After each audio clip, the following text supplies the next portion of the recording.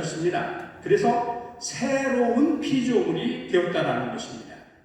과거의 나와 지금의 나, 예수 믿기 전에 나와 예수 믿은 후에 나는 새롭게 된 사람이라는 것입니다. 요즘 건물 뼈대를 놔두고 벽체를 달아 새로운 건물을 만드는 것을 리모델링이라고 합니다. 하나님께서 예수 그리스도를 영접한 사람들을 뼈대는 그냥 놔둡니다. 그리고 모두 다 바꿔버립니다. 리모델링을 하신 것입니다. 하나님께서는 예수를 영접한 사람들을 리모델링 하셔서 새롭게 만드셨습니다. 사람들의 의도로 된 것이 아닙니다. 사람들의 노력으로 된 것이 아닙니다. 전적으로 하나님의 은혜 가운데 일어난 사건입니다. 신학에서는 이것을 이런 용어로 해석합니다. 하나님의 선물이다. 하나님께서 우리에게 주신 놀라운 선물입니다. 이렇게 새롭게 변화된 우리 그리스도인들에게는 이제 새로운 삶을 살라는 명령이 떨어졌습니다. 사도 바울은 에베소서 5장 8절에서 이 사건을 이렇게 설명해 주고 있습니다. 너희가 전에는 어둠이더니 이제는 주 안에서 빛이라. 어둠이 이제 뭘 바뀌었다고요? 빛으로 바뀌었다. 그럼 우리가 어떻게 살아야 됩니까? 빛의 자녀들처럼 살아야 한다는 것입니다. 하나님께서는 어둠이었던 우리들을 빛으로 리모델링 하셨다는 것입니다. 그래서 이제는 빛을 발하는 빛의 자녀로 살라고 말씀을 하고 있습니다. 빛의 자녀로 사는 의무가 우리들에게 주어졌습니다. 신학에서는 이것을 우리의 과제라고 해석을 하고 있습니다. 과제. 예수 그리스도를 믿은 사람들이 하나님으로부터 리모델링 된 새 사람들은 바로 새 사람답게 사는 과제를 받게 되었다는 것입니다. 그런데 우리가 우리를 스스로 봐도 내가 과연 예수 믿는 사람 맞아? 목사인 저도 가끔 보면 내가 목사 같나? 왜 이렇게 행동을 하고 이렇게 생각을 하고 이렇게 삶을 살지? 고민할 때가 있다는 거죠. 이런 부분을 출애굽기에서는 구체적으로 우리에게 설명해주고 있는 말씀이 있습니다. 출애굽기 16장 2절 3절에 있는 말씀입니다. 이스라엘 자손 온 회중이 그 광야에서 모세와 아론을 원망하여 이스라엘 자손이 그들에게 이르되 우리가 애굽 땅에서 고기가마 옆에 앉아있던 때와 떡을 배불리 먹었던 때 여호와의 손에 죽었더라면 좋았을 것을 너희가 이 광야로 우리를 인도해 내어 이 온 회중이 죽여 죽게 하는도다. 하나님께서 430년 이집트에 종살이 하던 사람들을 해방시켜서 자유인이 되게 만드셨습니다. 그런데 먹을 거리가 이제 다 떨어졌습니다. 마실 물도 떨어졌습니다. 배가 고파오니까 자유가 소용이 없어지는 거예요. 자유가 필요가 없어요. 옛날이 그리워졌습니다. 그래서 모세와 아론에게 와서 얘기합니다. 종살이 할 때는 이스라엘 사람들이 주는 것 가지고 먹고 살았으면 됐는데 먹을 거를 책임져 줬는데 이제는 자유고 뭐고 배고파 죽겠다. 자유인이 되어서 자유롭게 살아야 하는데 자유를 지키지 못하는 그런 삶을 보여주고 있습니다. 우리는 하나님의 은혜로 새 사람이 되었습니다. 그러나 매일매일을 그리스도인답게 사는 것이 쉬운 일이 아닙니다. 옛날 습관이 나옵니다. 옛날 생각이 납니다. 그리스도인이 된 복음적 의미를 잊어버립니다. 유혹에 넘어갑니다. 옛사람처럼 살려고 합니다. 여기에 우리의 어려움이 있습니다. 오늘 본문 말씀도 같은 맥락의 말씀입니다. 초대교회 성도들이 고난이 다가오니까 두려움에 떨기 시작했습니다. 배교자가 나오기 시작했습니다. 교회에 출석하는 사람들도 그리스도인다운 모습을 하나씩 잃어가고 있었습니다. 그때 사도 베드로가 권면을 하고 있습니다. 고난 중에도 그리스도인다운 삶을 잃지 말자.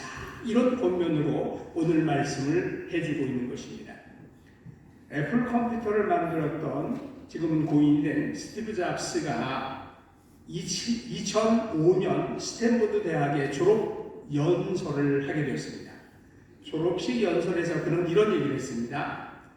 17살 때 어떤 말씀을 하나 읽었는데 그것이 자기의 인생의 큰 전환점이 되었다. 그 말씀 어떤 내용이었냐면 하루하루를 인생의 마지막 날처럼 산다면 언젠가는 다른 길에 서 있을 것이다. 스티븐 잡스는 이 말씀을 읽고 감동이 되어서 50살이 되기까지, 그때가 50살 때인데 33년 동안 매일 아침에 일어나서 거울을 보고 자신에게 이렇게 물어봤대. 오늘 내 인생의 마지막 날이라면 오늘 네가 일과를 짜고 이거 할 거냐 물어보고 아니다 싶으면 다른 일과를 바꿔서 예라는 대답. 오늘 나 그렇게 살고 싶어. 그 대답이 나올 때까지 다른 일을 찾았답니다. 인생의 중요한 순간마다 오늘이 내 인생의 마지막 날이라는 사실을 명심하는 사람, 그 사람이 되고 나니까 세상이 다르게 보였다. 그 고백을 스탠포드 대학의 졸업식 연설에서 했습니다. 오늘 본문에도 중요한 구절이 나옵니다. 오늘 우리가 읽었던 본문 베드로전서 4장 7절 말씀을 보게 되면 만물의 마지막이 가까이 왔다라는 겁니다. 주님께서 재림하실 날이 가까워 왔으니까 그리스도인 다움을 잃지 말아라. 사도 베드로는 우리에게 새 사람답게 살 수 있는 중요한 비결을 말씀해주고 있습니다. 종말이 다가오고 있고 종말을 향해 가고 있는 이 세상 속에서 어떤 삶을 가지고 어떤 것을 기억하고 살아야 하는가에 대한 내용입니다. 사도 베드로는 오늘 본문에서 이 점을 우리들에게 교훈해 주고 있는 것입니다. 우리 성도들이 종말론적인 삶을 살면서 힘써야 할 것이 무엇인가를 가르쳐 주고 있습니다. 세 가지 동사가 나오는데 첫 번째는 우리가 7절 다시 한번 볼까요? 만물의 마지막이 가까이 왔으니 그러므로 너희는 정신을 차리고 근신하여 뭐하라? 기도하라. 우리가 조금만 문제의식을 가지고 세상을 보게 되면, 세상의 여러 현상들을 보게 되면 정말 만물이 가까웠구나. 주님 오실 날 가까워졌다. 인류 최후의 날이 점점 가까웠구나. 예수님께서 다시 오셔서 세상을 심판하실 날이 멀지 않았다라는 것을 깨닫게 됩니다. 그것도 가까워졌지만 여러분 어떻습니까? 우리가 주님 나라 갈 날도 어때요? 멀지 않았어요.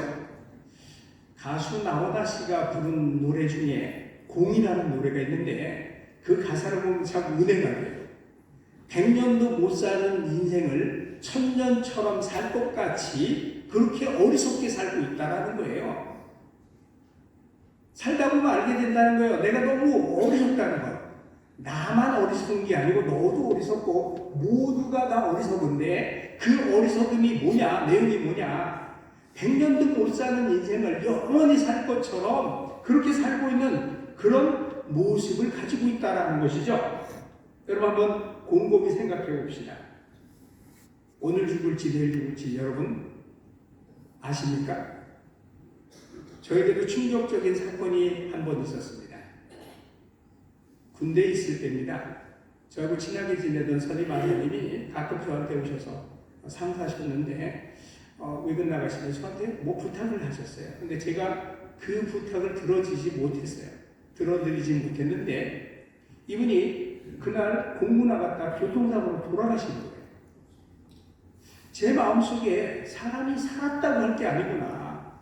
그 건강하고 참 튼튼했던 그분이 갑자기 그렇게 돌아가셔서 시신이 되어 돌아오는 그 모습을 볼 때 하루하루 우리가 정말 어떻게 살아야 할까? 여러분 그렇습니다. 요즘 병원에 가보면 젊은 사람, 늙은 사람 필요가 없습니다. 건강했던 사람, 안동한 사람 필요가 없습니다. 가는 순서가 정해져 있지 않더라고요. 어느 날 갑자기 자연재해로 돌아가기도 하고 교통사고로 돌아가기도 합니다. 어제 멀쩡하던 사람이 오늘 시신이 되어서 생명과 죽음은 종이 한 장 차이라는 것을 깨닫게 만듭니다. 언제 우리 주님께서 오실지 알지도 못하고 또 언제 우리가 주님께 갈지도 모르는 이때 우리는 뭘 해야 하는가? 사도 베드로는 근신하여 기도하라고 얘기합니다. 정신을 차리지 않고 몽롱한 상태에서는 기도할 수 없습니다. 정신을 차려야 기도할 수 있습니다. 예수님께서 겟세마네 동산에서 피곤하여 자고 있는 베드로에게 말씀하십니다. 마가복음 14장 37절 38절 말씀입니다. 같이 한번 읽어볼까요? 돌아오사 제자들이 자는 것을 보시고 베드로에게 말씀하시되 시몬아 자느냐 내가 1시간도 깨어 있을 수 없더냐 시험에 들지 않게 깨어 있어 기도하라 마음에는 원해로되 육신이 약하도다. 여러분 후에 베드로는 변화하여 깨어 기도하는 중이 되었습니다. 그리고 오늘 우리 본문 가운데 말씀하시는 것처럼 너희는 정신을 차리고 근신하여 기도하라고 권면하고 있습니다. 사도 바울은 로마서 13장에서 우리에게 권면하고 있습니다. 로마서 13장 11절 12절 말씀입니다. 또한 너희가 이 시기를 알거니와 자다가 깰 때가 벌써 되었으니 이는 이제 우리의 구원이 처음 믿을 때보다 가까웠습니다.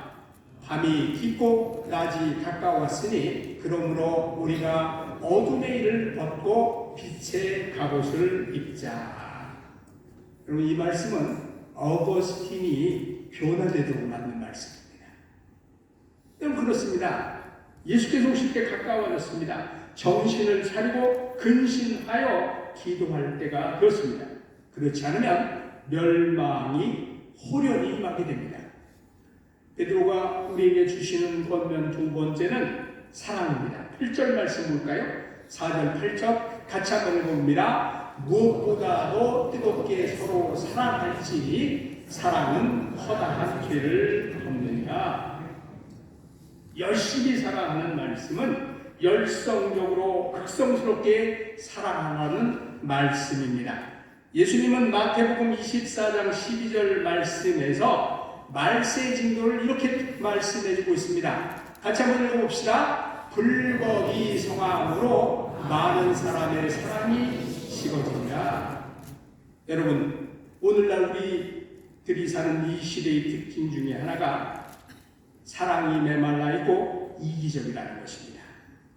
이런 시대의 배경 가운데 성도들조차도 서로에 대해서 무관심하고 또 비판적인 사고를 가지고 살아가고 있다는 것입니다.